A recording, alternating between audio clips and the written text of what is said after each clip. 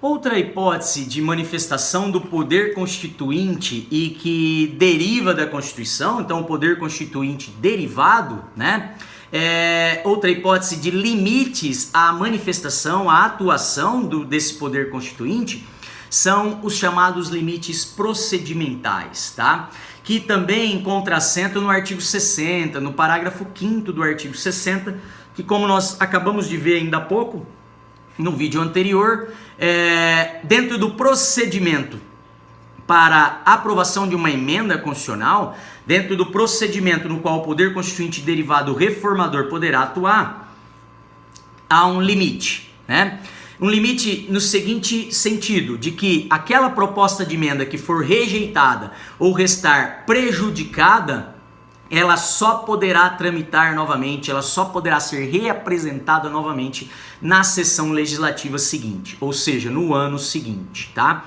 Isso é um limite procedimental, diz respeito ao procedimento para a aprovação da emenda constitucional, tá? Nesse procedimento diz que uma vez rejeitada aquela proposta, né, ou tida por prejudicada porque ela foi retirada de pauta, ela não entrou em votação, a mesma proposta de emenda ou a mesma manifestação do poder constituinte derivado reformador só poderá voltar a ser apresentada no ano seguinte, na sessão legislativa seguinte, tá? Então nós vimos que existem limites materiais que dizem respeito às matérias que não podem ser objeto de manifestação do poder constituinte derivado, ou seja, matérias que o poder constituinte derivado encontra limite para a sua atuação, para a sua criação, né? Limites circunstanciais, porque em algumas circunstâncias pelo qual o Estado passa, o poder constituinte derivado não poderá se manifestar, atuar, né? E dentro do procedimento para manifestação e para o exercício do poder constituinte derivado, também ele encontra limites nesse procedimento, de que uma vez rejeitada uma proposta de emenda, ela só pode voltar a tramitar, ela só poderá novamente seguir aquele procedimento previsto na Constituição no ano seguinte, na sessão legislativa seguinte, ok? Esses são chamados limites explícitos ao exercício do poder constituinte derivado, né? Mas como nós falamos, existem limites implícitos, né? Por conta de uma leitura de todo o ordenamento jurídico constitucional, né? Algumas disposições não podem ser alteradas, mesmo não havendo uma restrição, um limite explícito traçado na Constituição Federal, previsto no corpo da Constituição do Estado, tá? Exemplo aí de limites implícitos seria os fundamentos e os objetivos do Estado brasileiro, tá? Então, não poderia o legislador querer propor uma emenda constitucional, né, que quisesse mudar os objetivos do Estado ou as suas próprias bases, acabar com o fundamento na dignidade da pessoa humana, né? Tirar o objetivo do Estado de construir uma sociedade livre, justa e solidária, né? Reduzindo desigualdades sociais e regionais e garantindo desenvolvimento nacional, a nível nacional.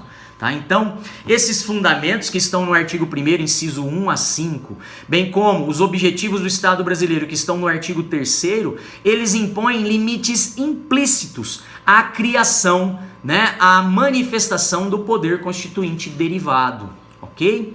Além disso, o procedimento traçado para aprovação de uma norma constitucional, o procedimento traçado pelo poder constituinte originário, quando deu origem, quando criou a Constituição, para a possibilidade de edição de emendas constitucionais, tá? Então, também é um limite implícito, né, para que, através de emendas, o legislador não quisesse transformar a nossa Constituição, que é uma Constituição rígida, em um modelo de Constituição flexível, né, onde, para se aprovar uma emenda, é tão fácil quanto a aprovação de uma lei ordinária, uma norma infraconstitucional. Tá? Então, existem limites que são explícitos, porque foram explicitados no texto da Constituição, e existem limites que são implícitos, que são subentendidos a partir de uma leitura geral do texto da Constituição. Tá? Então, esses são aí limites implícitos apontados pela doutrina de direito constitucional, no qual os legisladores, no exercício do poder constituinte derivado, eles encontrariam aí uma limitação para a sua criação. Tá? Então, deixando claro aí as características da limitabilidade, da limitação no exercício do poder constituinte derivado, ok? E cumpre-nos então mencionar que quando falamos de poder constituinte derivado reformador, ou seja, a possibilidade de emendar a Constituição, de propor uma emenda constitucional, nós estamos falando de uma forma de mudança da Constituição ordinária. É uma forma ordinária, né? A previsão lá do artigo 60, que garante a possibilidade de propor uma emenda ao texto da Constituição, de reformar, de alterar o texto da Constituição. Mas além dessa forma ordinária, corriqueira, que vai poder sempre ser apresentada, se essa for a vontade dos legisladores, né, se representando a vontade do povo, né, existe uma forma de mudança do texto constitucional extraordinária, excepcional, né, que é a chamada revisão constitucional. A revisão constitucional, ela está presente lá no ADCT, no Ato das Disposições Constitucionais Transitórias, lá no final da Constituição Federal. Essas disposições constitucionais transitórias, elas marcaram o período de transição do modelo de Estado anterior, aquele modelo de Estado ditatorial, regida pela Constituição de 67, né, para um novo modelo de Estado democrático de direito, regido pela Constituição de 88. Então ali se previu algumas disposições transitórias, né? E dentro dessas disposições constitucionais transitórias, a gente encontra no artigo 3º a possibilidade de reformar o texto da Constituição de forma extraordinária, fazendo uma verdadeira revisão de todo o texto constitucional, tá? E diz assim então o artigo 3º do ADCT: a revisão constitucional será realizada após 5 anos, contados da promulgação da Constituição, pelo voto da maioria absoluta dos membros do Congresso Nacional, em sessão unicameral. Ou seja, uma sessão através de uma única Câmara, reunindo tanto os deputados como os senadores, mas não cada um na sua casa. Eles se reúnem de forma unicameral, formando uma Câmara única para realizar a revisão constitucional, tá? Temos que destacar que revisão constitucional não é emenda constitucional. Tá? Revisar o texto da Constituição é algo mais amplo, envolve uma revisão de todo o texto e não a emenda de um dispositivo de maneira pontual, de maneira específica em todo o corpo da Constituição. Tá? Então o exercício do poder constituinte derivado, ele é diferente, reformador é diferente do poder constituinte derivado, poder constituinte revisional, não é derivado, desculpa. Tá? Poder constituinte derivado é essa possibilidade de apresentar reformas ao texto. Poder constituinte revisional é a possibilidade de fazer uma verdadeira revisão em todo o texto da Constituição. Quando isso poderia acontecer? 5 anos depois da data da promulgação da Constituição, como de fato aconteceu, né? Como de fato ocorreu e levou à edição de 6 emendas, né? De 6 modificações do texto, quando essa revisão foi elaborada, foi realizada em 1993, ou seja, 5 anos após a promulgação da Constituição de 88, né? Deixando claro que poder constituinte derivado é diferente de poder constituinte revisional, a gente traz aqui algumas diferenças, né? Algumas características que os diferenciam. Poder constituinte derivado não tem limitação temporal. Tá? A Constituição não impõe quanto tempo depois é possível propor uma emenda ao seu texto, reformar o seu texto através de uma proposta de emenda. Então não há qualquer limitação temporal. Já o poder constituinte revisional, existe limitação temporal, porque o artigo 3º do ADCT diz lá que ao menos 5 anos após a promulgação da Constituição era que o poder constituinte revisional poderia então fazer o seu trabalho, fazer uma revisão das normas constitucionais brasileiras, né, da nossa Constituição vigente. Segunda característica que diferencia o poder constituinte derivado do poder constituinte revisional é que a manifestação do poder constituinte derivado, ele vai poder ser exercido sempre que se respeitar o rito do artigo 60, tá? Então, para propor uma emenda à Constituição, desde que observado lá a iniciativa de 1/3 dos membros das casas legislativas, ou do presidente da República, ou da metade das casas legislativas estaduais, né? Desde que aprovado por o quórum especial de 3/5, sempre vai poder haver manifestação do poder constituinte derivado. Diferente do poder constituinte revisional, em que só poderia ser exercido uma única vez, né? Quando menciona lá que a revisão será realizada após 5 anos, né? Deixa claro que a revisão, uma única revisão após 5 anos de vigência da Constituição, porque senão falaria da revisão a cada 5 anos, tá? Então, traz a ideia de que o poder constituinte revisional só poderia se manifestar uma única vez, como de fato já se manifestou em 1993, né?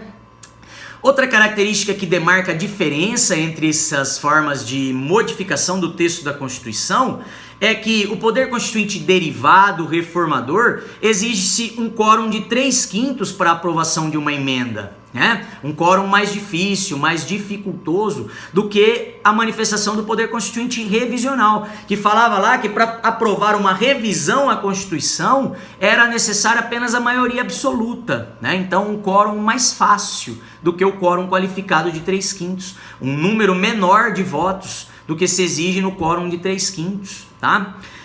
Então deixa clara a diferença também por esse aspecto. E um outro aspecto que marca a diferença do poder constituinte derivado para o poder constituinte revisional é a votação em sessão em cada Câmara das Casas do Congresso, né? Para se aprovar uma emenda à Constituição, exige-se votação em 2 turnos de votação em cada uma das casas. Então tem que aprovar na Câmara dos Deputados e aprovar no Senado Federal, tá? Já a revisão à Constituição, ou seja, a manifestação do poder constituinte revisional, falava lá de aprovação em sessão unicameral do Congresso. Ou seja, tanto os deputados como os senadores, eles deveriam se reunir através de uma sessão unicameral, ou seja, formando uma única Câmara Legislativa, tá? Diferente da proposta de emenda em que é aprovada em cada uma das câmaras legislativas, na Câmara dos Deputados ou no Senado Federal, ok? Então deixa claro aqui a diferença entre essas formas de manifestação do poder constituinte, no sentido de rever a Constituição, de modificar o texto da Constituição Federal, tá? E para finalizar o que estamos falando, temos ainda que dizer a respeito dessa revisão constitucional prevista no artigo 3º do ADCT, né, do Ato das Disposições Constitucionais Transitórias, é que o poder constituinte revisional ele já ocorreu no Brasil, né? Os legisladores já trabalharam no exercício desse poder constituinte, fazendo uma revisão geral de todo o texto da Constituição em 1993. E essa revisão gerou 6 reformas no texto. Foram propostas 6 emendas ao texto da Constituição na época, né, em 1993. E cumpre ainda destacar que ela não pode ocorrer mais, tá? Porque o ADCT traz a ideia de uma única revisão após 5 anos, tá? E que, uma vez ocorrida, qualquer intenção de modificação do texto da Constituição terá que se dar através do exercício do poder constituinte derivado reformador. Ou seja, é possível modificar o texto, porém não mais através de uma revisão geral, mas sim através de uma proposta de emenda constitucional, tá? Então todas as alterações agora, ou melhor, a partir de 1993 e de agora em diante, elas só vão poder ser feitas por meio de propostas de emenda constitucional, ok? Então, pessoal, aqui a gente encerra a análise das questões relativas ao poder constituinte, cumprindo aí mais um tópico do nosso plano de trabalho, do nosso plano de ensino, e a gente volta aí num próximo vídeo para tratar da recepção ou revogação das normas infraconstitucionais. Agora nós vamos falar das normas que estão abaixo da Constituição, tá? Agora que eu digo, é no próximo vídeo. Obrigado mais uma vez e até mais.